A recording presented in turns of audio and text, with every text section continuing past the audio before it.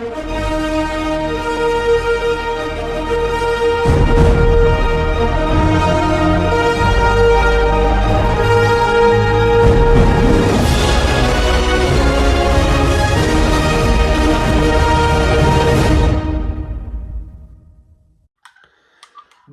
me revoilà enfin pour expliquer en quoi Star Wars est mieux chez Disney que chez Lucas. Parce que là, apparemment, il a besoin de vous expliquer en quoi Star Wars 8 est meilleur qu'une comédie romantique. Les gens, c'est Alex. Aujourd'hui, on se retrouve pour la suite de ma critique sur la menace fantôme. On va critiquer l'épisode 2, Attaque des clones. Oh putain, il est brûlant. Bref, j'ai pas envie de regarder ce film. Alors, l'attaque des clones. Avant que je commence à faire un petit résumé, tout ça. L'attaque des clones, déjà je trouve que c'est Star Wars le plus mal aimé de la prélogie et de la trilogie. Parce que oui, les fans de Star Wars sont cons, ils disent que ça c'est meilleur que le 7 et le 8. Bien sûr, bien sûr. Dire sur l'attaque des clones. Euh, Déjà, le film, j'en garde pas un bon souvenir. La, la partie que je retiens le plus, c'est Anakin et Padmé. Et c'est pas le truc que j'ai envie de voir. Vraiment pas en fait. À l'heure où je tourne cette vidéo, eh bien, j'ai pas vu les réponses de l'épisode de ma critique sur l'épisode 1. Parce que tout simplement, je l'ai posté hier.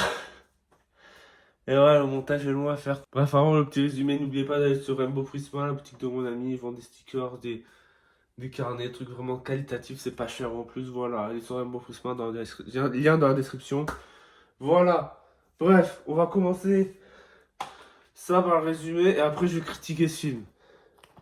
J'ai pas envie de le revoir. Comme on l'a vu la dernière fois, l'épisode 1 a eu des sales critiques, il y a eu des sales retours. Qui est justifié, parce que le film était en effet très mauvais. Mais les mecs, faut pas harceler des acteurs parce que le film vous plaît pas. Mais bon, vous avez rien appris, encore une fois. Bref, la même année que la sortie de La Menace Fantôme, en 99, Lucas commence à écrire le scénario. Et c'est évident que la bad buzz de La Menace Fantôme a fait un peu changer le scénario. Parce qu'il a mis moins de Jar Jar et a rajouté un équivalent de Boba Fett qui sert à quelque chose. Bref, la pré-production du film, elle dure un an. Le tournage en lui-même se déroule de juin à septembre 2000. Principalement au studio de la Fox à Sydney, en Australie, mais aussi en Tunisie, en Italie, en Espagne et en Angleterre. L'attaque des clones, c'est l'un des premiers films tournés entièrement en numérique. Comme dans les films Star Wars précédents, la musique est composée et réalisée par John Williams. Et à la sortie du film, les fans n'y croyaient pas. Les fans n'y croyaient pas, ils avaient raison. Parce qu'ils avaient déjà été très... Parce qu'ils avaient déjà mal pris de l'épisode 1, alors l'épisode 2, ouais, même qu'il y a des débats pour savoir qui est le pire.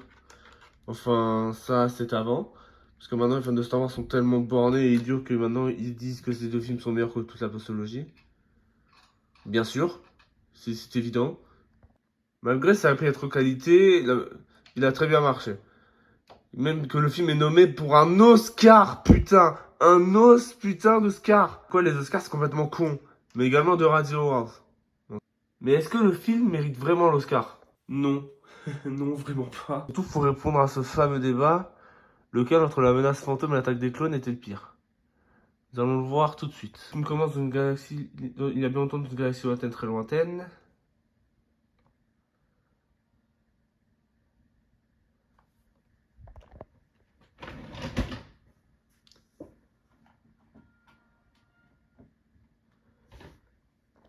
Épisode 2, l'attaque des clones. Waouh. L'agitation règne au Sénat galactique. Des milliers de systèmes solaires ont annoncé leur intention de quitter la République. Confrontés à ce mouvement séparatiste mené par le comte Dooku, les chevaliers Jedi en nombre limité ont du mal à maintenir la paix et l'ordre dans la galaxie. La sénatrice Amidala, ancienne reine de Naboo, revient au Sénat galactique participer à un vote crucial sur la création d'une armée de la République pour aider les Jedi débordés.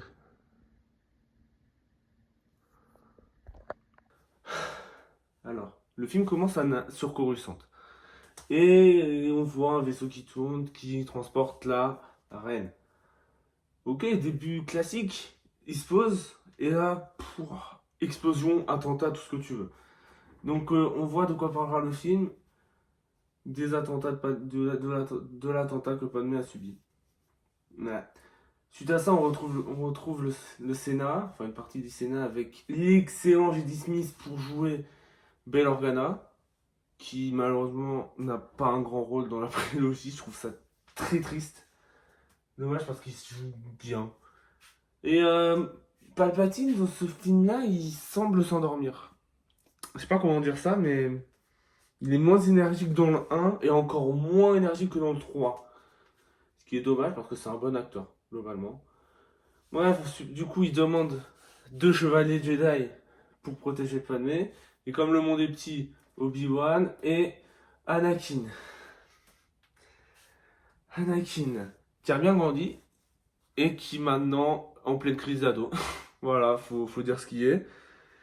Je vais essayer de pas m'énerver parce que je suis là. Hein. J'ai vu le film, faut aller se faire foutre. Donc, ils, donc ils arrivent, les deux ont une bonne relation, on a pas une relation presque fraternelle, genre ils blaguent et tout. Anakin là, il est en panique, il rentre, il se dit oh putain, je vais revoir Padmé, parce qu'il a pas revu depuis la fin de l'épisode 1. Ouais, 10 ans, du coup il doit avoir 20 ans. Ouais. Qui est Anakin, qui est maintenant joué par Hayden Christensen, qui est un acteur, globalement. Putain, je suis mal coiffé de mal. Bref, là, il voit pas de nez, et là, ça y est, Anakin, il commence à être en chien, là. Anakin, il est là pour baiser Padmé, en fait. C'est tout, faut dire les termes. Anakin, dans ce film-là, c'est un dalle. En fait, il voit Padmé, il fait ah, qu'est-ce que vous êtes belle pour une sénatrice et tout. Même Obi-Wan, il en a marre. Même Obi-Wan, il se dit Anakin, merde. Merde, c'est la sénatrice, quoi. Ah ouais, sénatrice parce qu'elle n'est plus reine maintenant. Ouais, parce que aussi dans les reines ont des mandats. On revoit aussi Jar Jar Binks qui est maintenant le sénateur de Padmé. Padmé, t'es conne. Mais c'est bizarre parce que Jar Jar est devenu genre pas intelligent non plus, faut pas déconner. Mais il est moins con. Il est moins con, je sais pas, peut-être qu'il a eu un truc de savoir. Je sais pas, mais Jar Jar est moins con qu'avant. Ce qui est bien, c'est bien, parce que Jar Jar était insupportable, c'était le pire comic relief de l'histoire de Star Wars. Mais non, ce n'est pas lui le comic relief de ce film. Oui, il y a un comic relief dans ce film. Bref, la nuit tombe et on tombe sur un chasseur de primes qui engage un autre chasseur de primes pour aller tuer Padmé. D'accord. Donc pendant ce temps, t'as Obi-Wan et Anakin, ils partent, et Anakin il dit ouais Padmé, à chaque fois je rêve d'elle, à chaque fois, là, dès que je la vois, voilà. Donc en gros, Anakin a la dalle. Je sais que c'est complètement con, mais faut pas rendre Anakin comme ça le rend détestable en fait. Le fait qu'il ait tout le temps la dalle et qu'il veut littéralement baiser Padmé pendant tout le film, c'est nul. Anakin est censé être frustré, mais pas frustré comme ça. Je sais que vous allez dire ouais tu pinailles, je pinaille pas. Pendant tout le film c'est comme ça. Et Hayden Christensen n'est pas un bon acteur. Voilà. Donc du coup le droïde qui est là pour tuer Padmé le tue et au lieu de tirer, ce qui est normal, il envoie des insectes. Donc Palpatine a envoyé un mec pour tuer, qui a envoyé un chasseur de primes, qui a renvoyé un chasseur de primes, qui a envoyé un druide, et le druide a envoyé des putains de limaces ou des insectes, je sais pas, des insectes pour tuer Padmé. Lucas, tu es con, pardon, mais ça a aucun sens.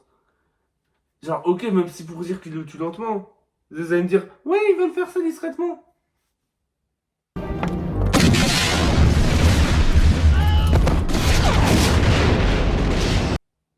Discrètement, ouais.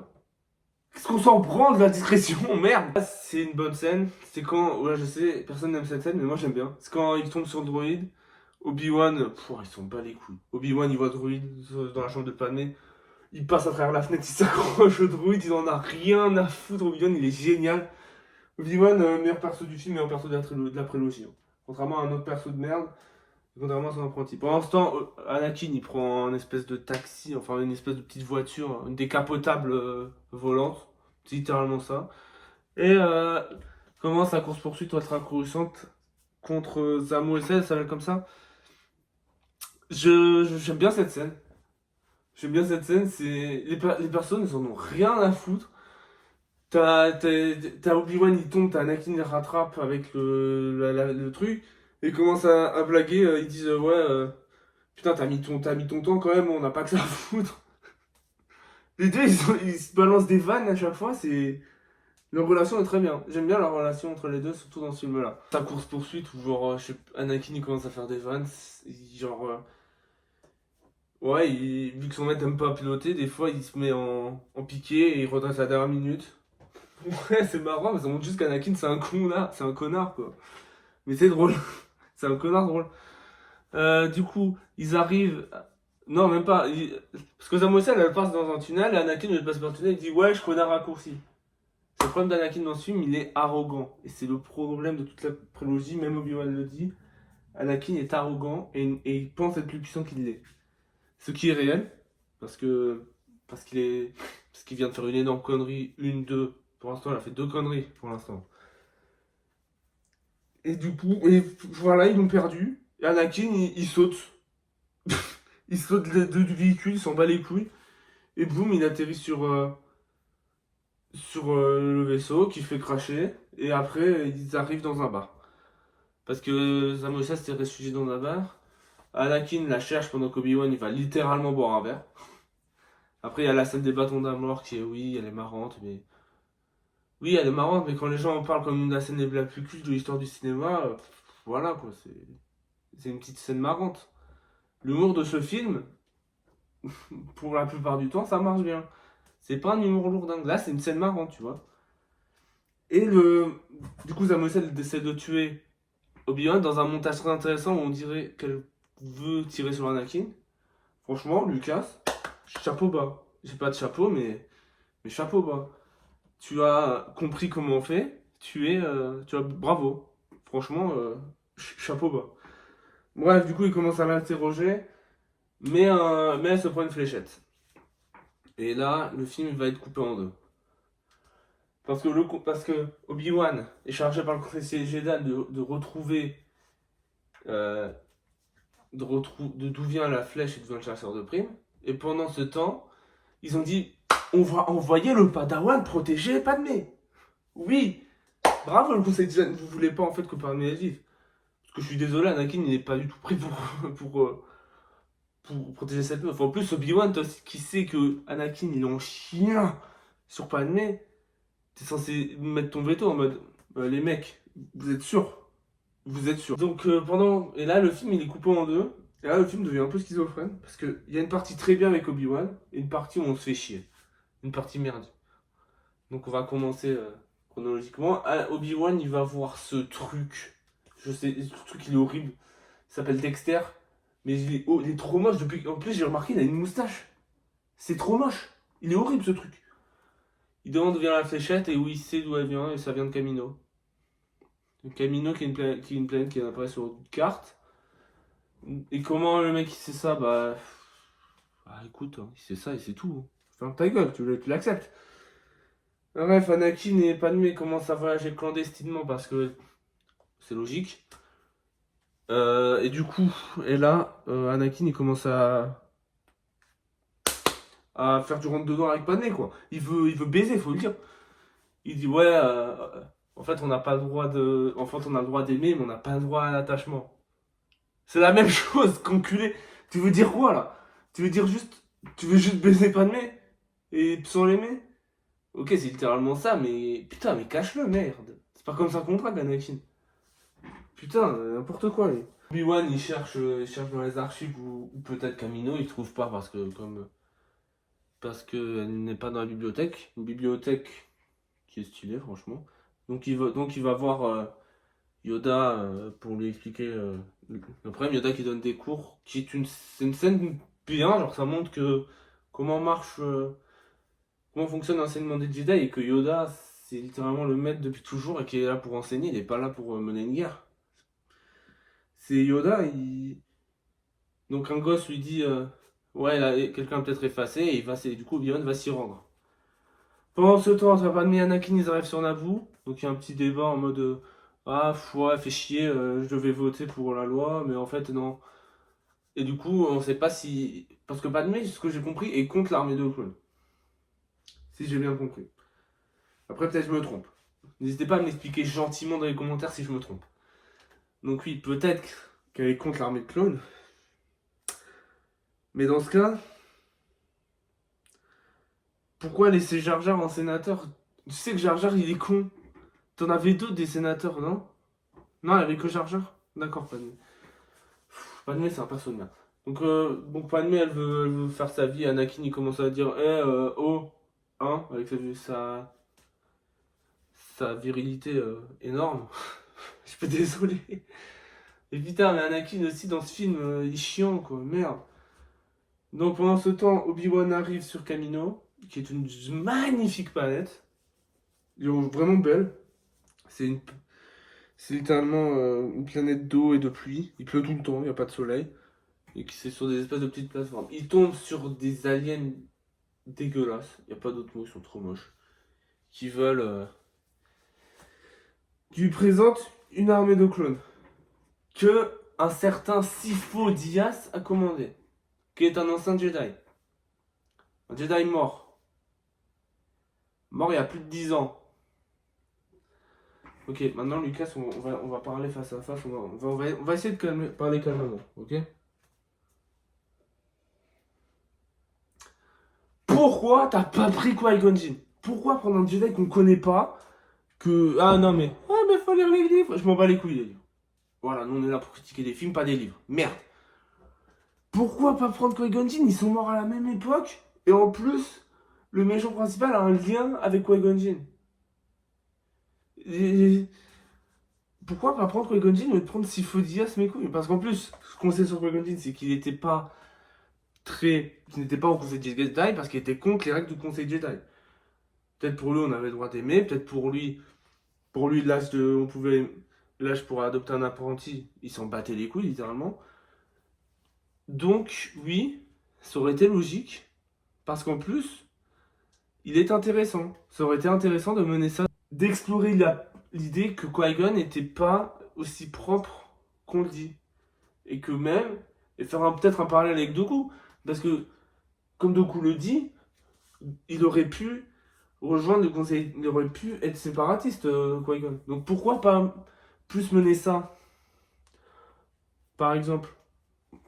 Bref, du coup, on voit l'armée de clones, les clones qui sont tous faits en synthèse.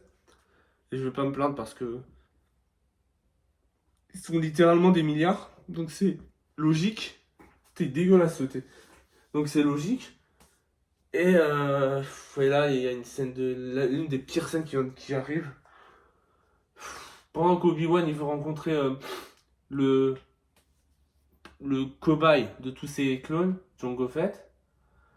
Anakin il commence à sa bite à prendre dessus, faut pas dire ce qu'il est, excusez-moi, mais Anakin il commence à il drague sur du sable.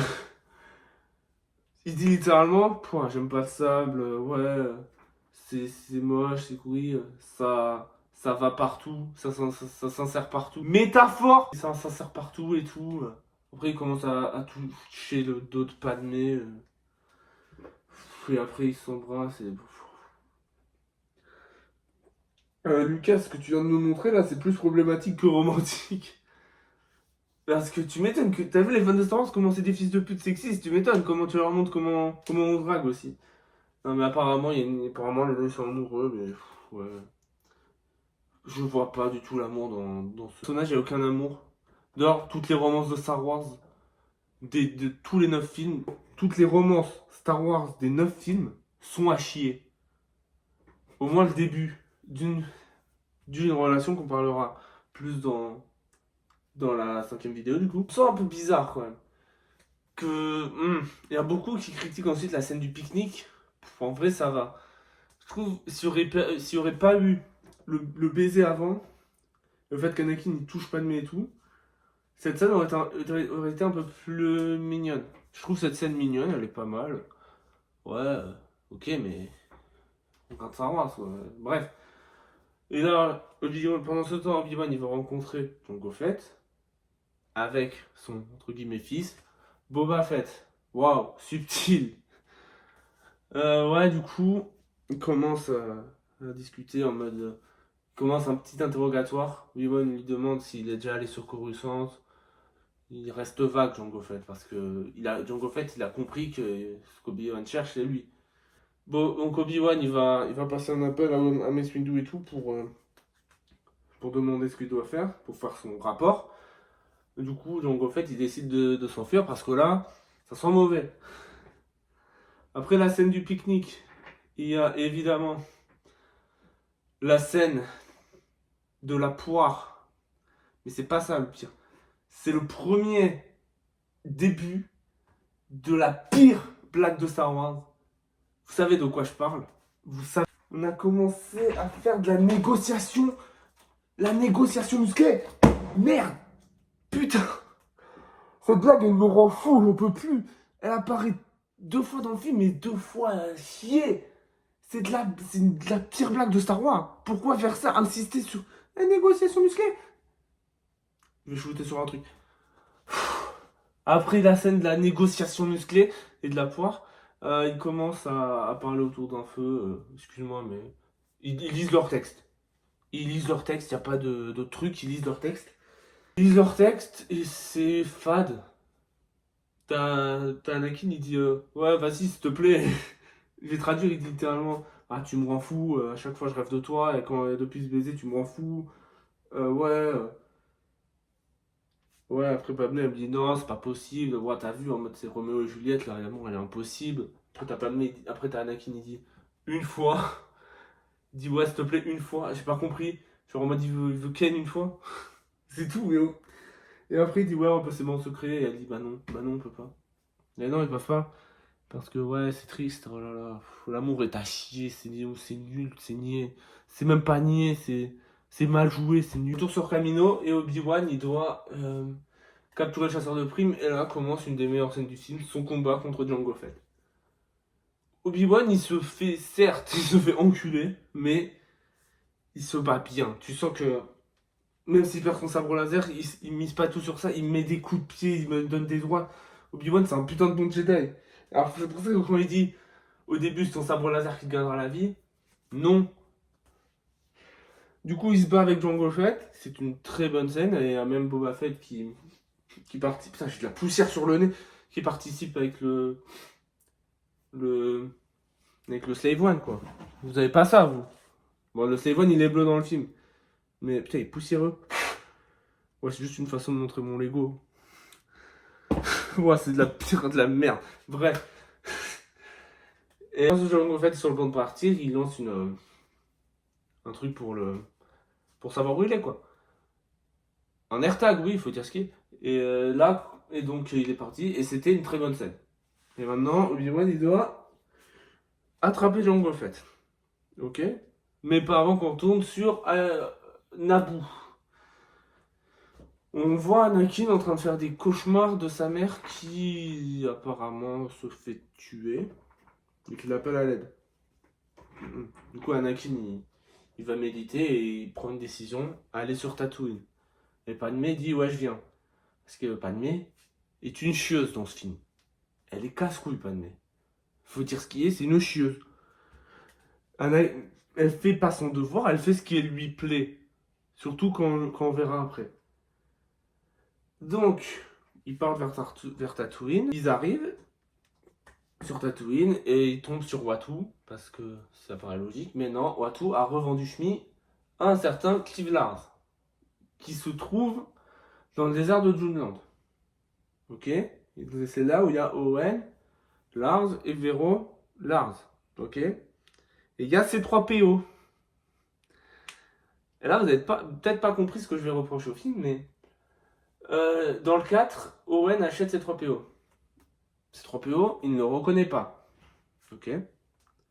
Alors, pourquoi il a ces 3 PO dans le film. Il doit se souvenir. Mais il doit se souvenir de...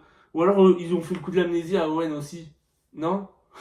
C'est complètement con que ils aient eu ces 3 PO. Déjà, ils le laissent partir avec Anakin parce que c'est bon, ça sert à rien, ce bruit de merde. Alors pourquoi tu le rachètes dans 20 ans?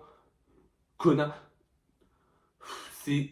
C'est comme quoi, je le dis, Lucas, en faisant la prélogie, il a oublié la trilogie originale. Donc, ok.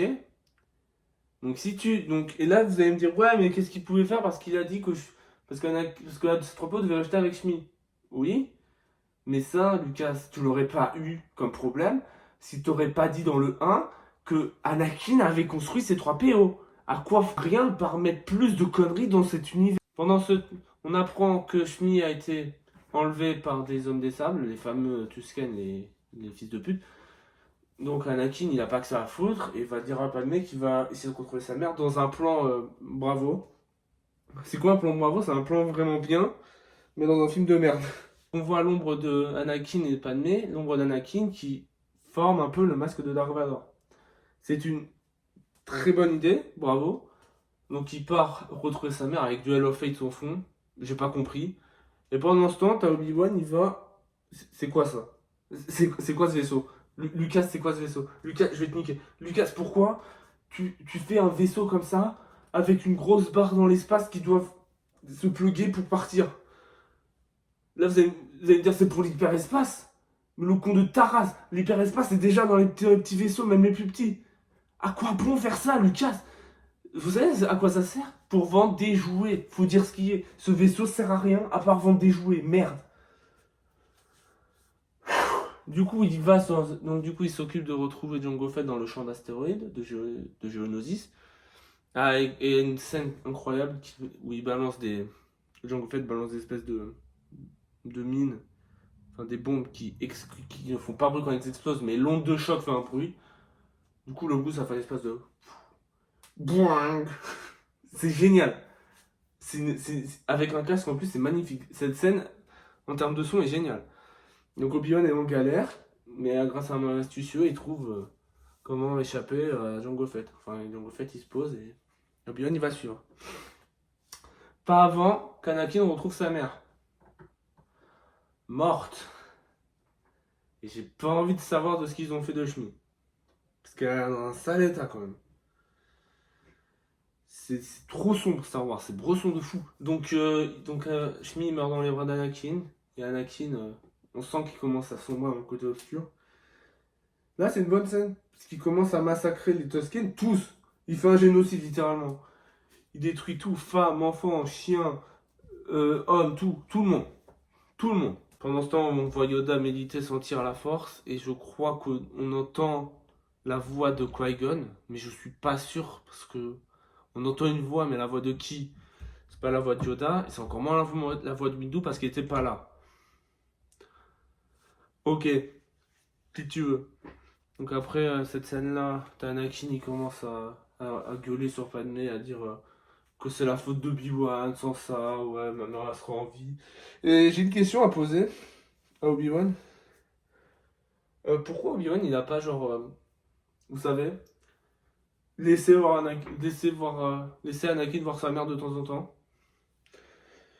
Parce qu'en plus au début du film il lui parle, il dit ouais tu penses à ta mère, ouais je comprends, relou, relou.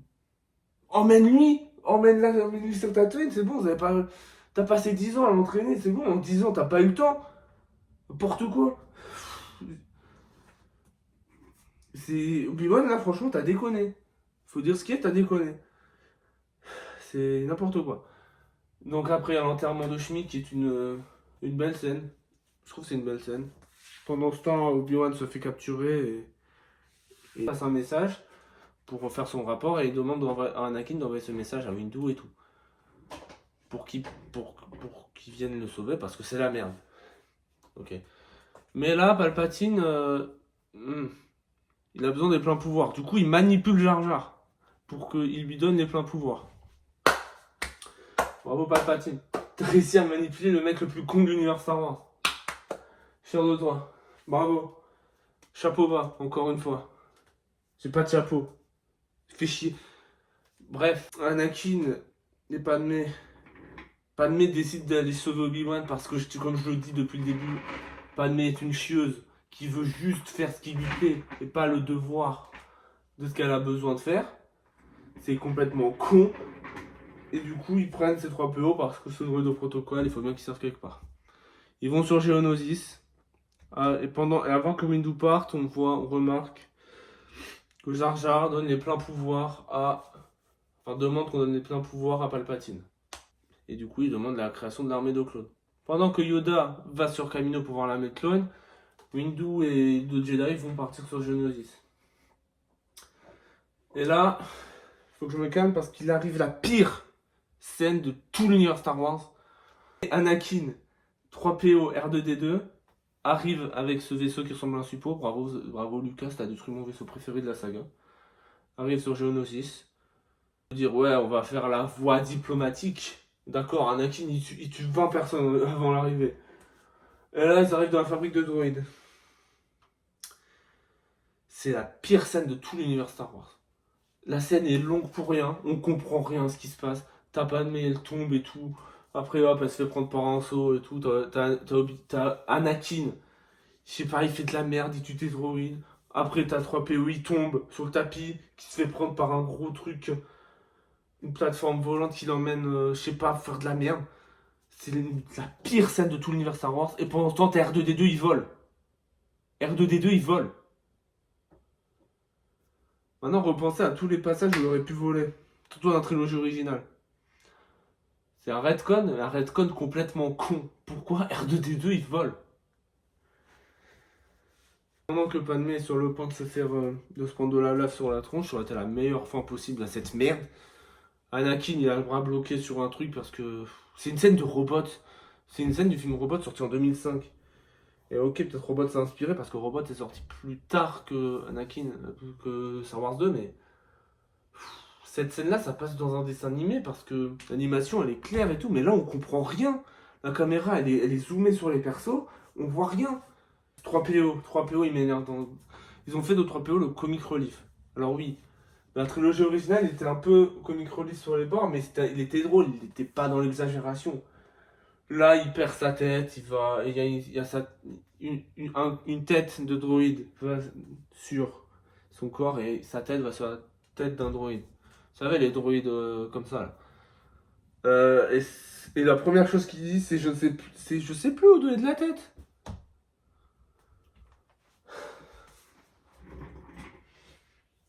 Trois PO. Un de mes persos préférés de la trilogie originale, qui était vraiment drôle dans le 4, 5, 6, vient de passer pire comic relief que Jar Jar. En une phrase. Ça sert à rien. À part nous faire détester le personnage de C3PO, ça sert à rien de faire en sorte que ce soit un comic relief maintenant. Bref, ils se font capturer parce qu'Anakin a perdu son sabre, parce que son sabre s'est coupé en deux, bravo Anakin. Et là, j'ai pas parlé de la scène de Doku.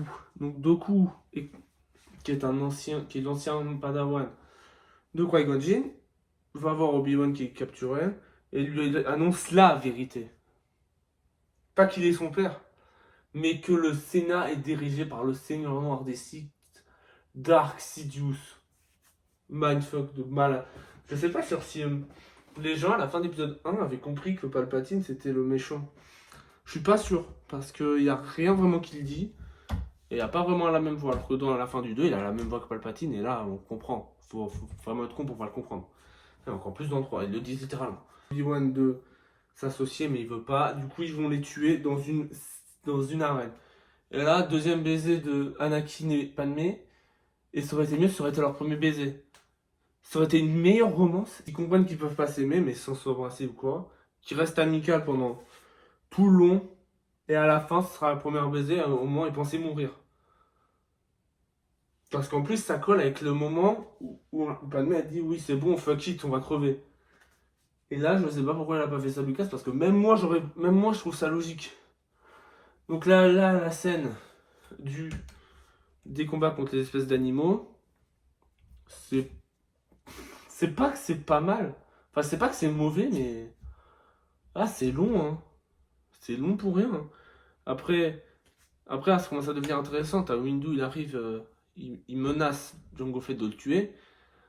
Et là, il se fait attaquer par les autres druides. Et il y a tous les Jedi qui viennent, dont Kit Fisto qui ressemble à rien dans ce film. Donc lui, t'es cool. Mais et là, il y a tous les druides qui viennent, dont C3PO, qui est. C'est long et chiant ce qu'il a fait à C3PO, Lucas. Genre en mode, c'est chiant. Il fait que faire des blagues en mode mort au Jedi. Ah, qu'est-ce que je raconte? C'est à chier. On n'est pas là pour ça. C'est une bataille ultra importante. Il y a des Jedi, ils meurent. Et. Ah oui. Voici ce qu'il y a d'autre dans cette scène.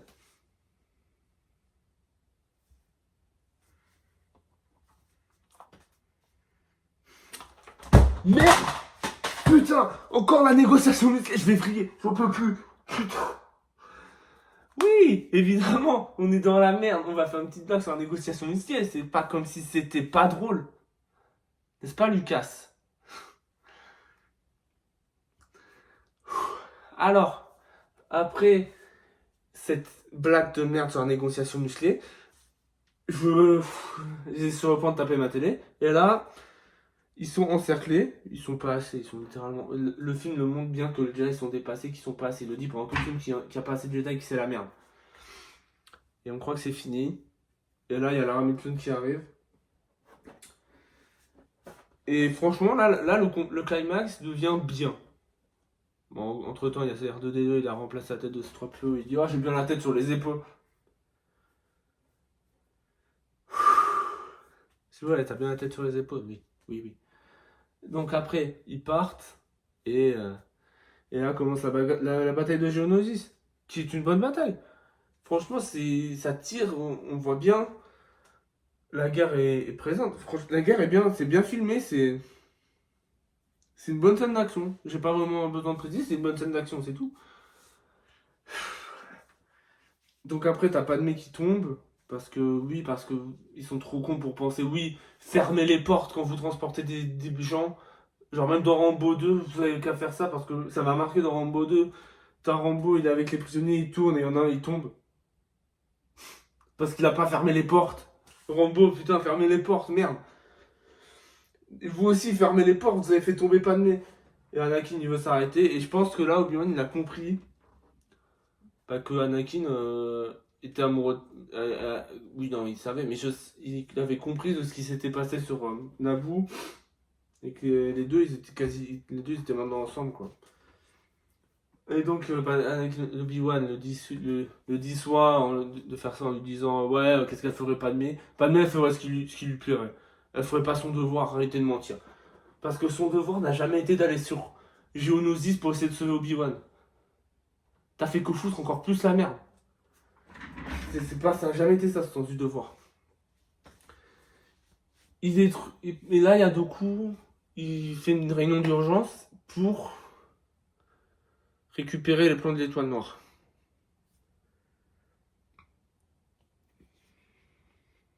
À quoi ça sert de savoir que c'est Doku et les séparatistes qui ont créé l'étoile noire?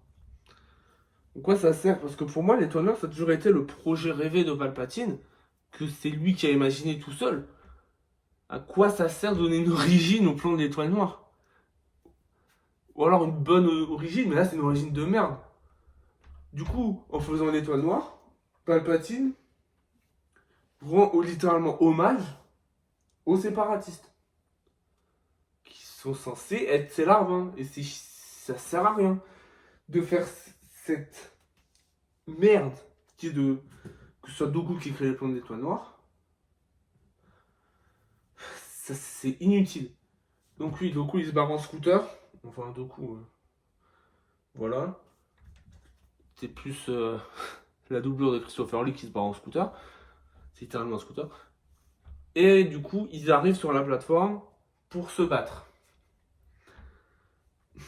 Et Anakin, avec son QI de 42,2 divisé par 3, il décide de s'occuper de Doku tout seul.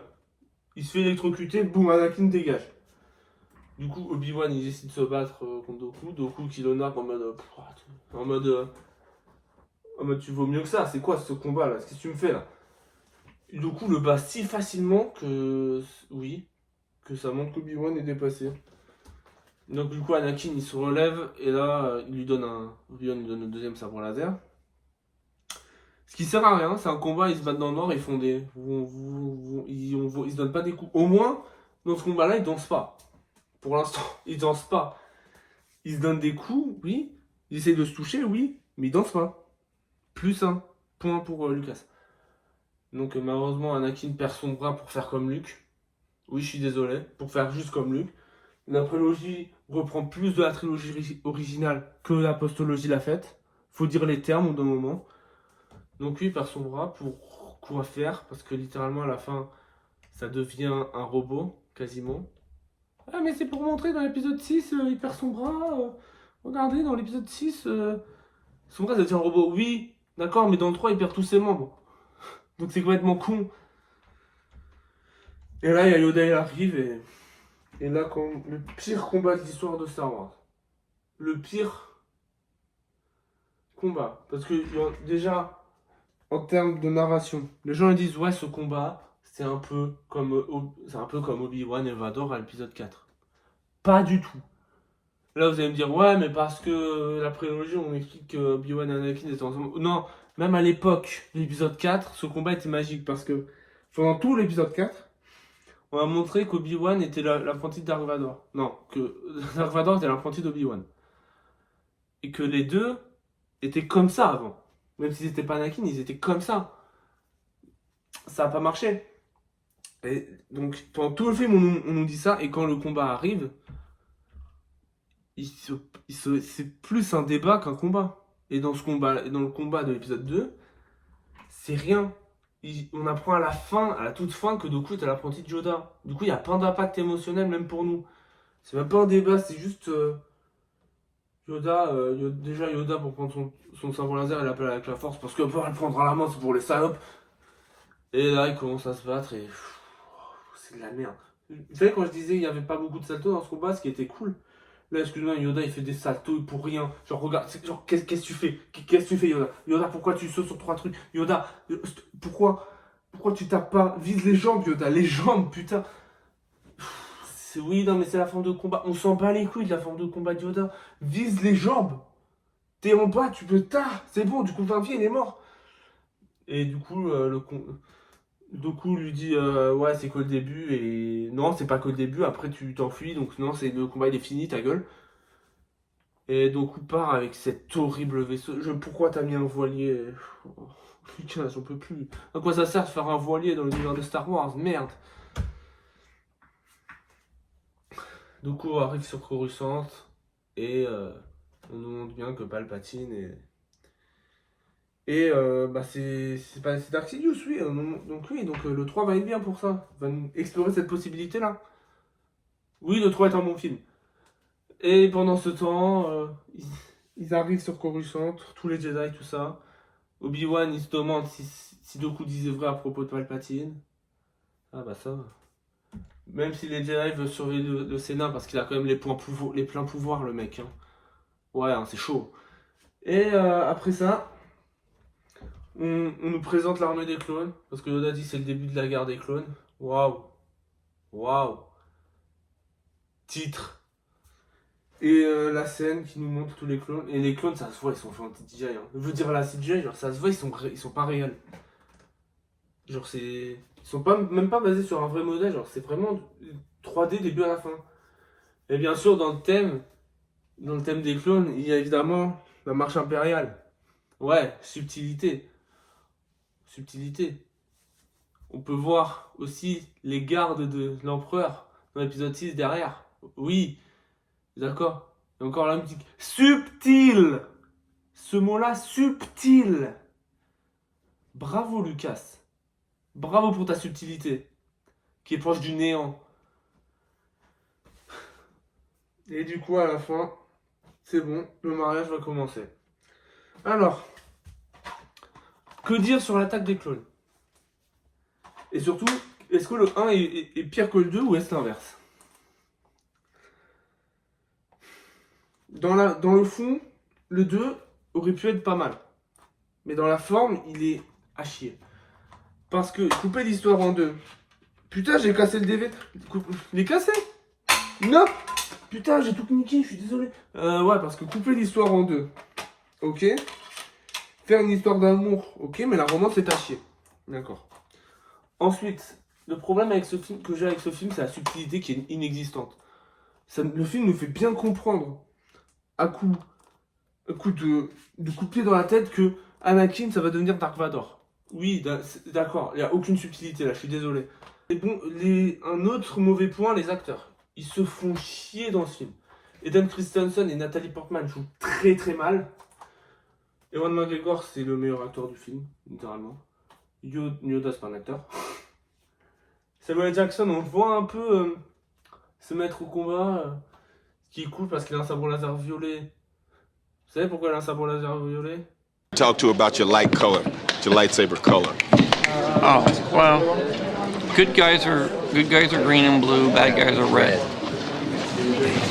That's just the way it works. There's no purple left? You might get purple. D'accord. Ian Marguerite en Palpatine, dans ce film-là, j'ai l'impression qu'il se fait chier. Alors, il est vieux et fatigué dans le 2. Malheureusement, dans le 3, ce sera son film prime. Le mec qui joue Jango Fett. Attends. Non, merde. J'ai pas le nom. Fait chier. J'ai oublié son nom. Il joue bien. Et d'ailleurs, je suis le seul qui trouve ça bizarre qu'ils utilisent des clones d'un mec qu'ils ont buté comme aide pour vaincre le camp d'où venait ce mec. Je trouve ça assez malsain et tellement con aussi. Donc ouais, les acteurs, et Christopher Lee, putain, Christopher Lee c'est un des meilleurs acteurs de l'histoire, il joue mal. Il s'emmerde, il lit son texte. Au moins il est avec sa magnifique voix, mais... Donc les acteurs, point noir. Qu'est-ce qu'il y a de mauvais aussi? Anakin, le personnage d'Anakin, c'est un gros red flag pendant tout le film. Pendant tout le film, il veut baiser Padmé, et après il commence à dire ouais, la dictature, franchement, bien. Gros red flag. Anakin, dans ce film-là, c'est un plus gros red flag que dans le 3. Je ne mens même pas. Donc, mesdames ou messieurs, en amoureux avec un Anakin, tu pars, hein, tu fuis. Hein, parce que red flag de malade, Anakin. La musique est bien. La musique de toute façon, la musique de la prélogie, c'est la meilleure de toute la saga, je vais même pas mentir. Les scènes d'action sont cool. Surtout la poursuite sur Coruscant, la guerre des clones et le combat contre Jango Fett. Les autres un peu moins. En autre problème, il y a le personnage de C3PO tout simplement qui a été détruit à coups de couteau. Et surtout, le pire point, c'est négociation musclée.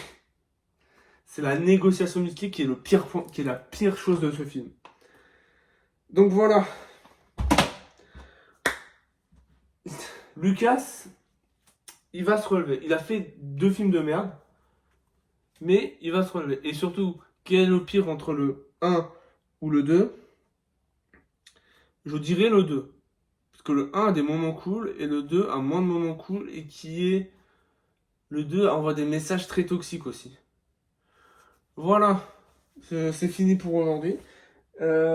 J'espère que cette vidéo vous aura plu. Si vous a plu, n'hésitez pas à lâcher un pouce bleu. N'hésitez pas à aller sur Rainbow Prisma toujours. Ciao tout le monde. Bis.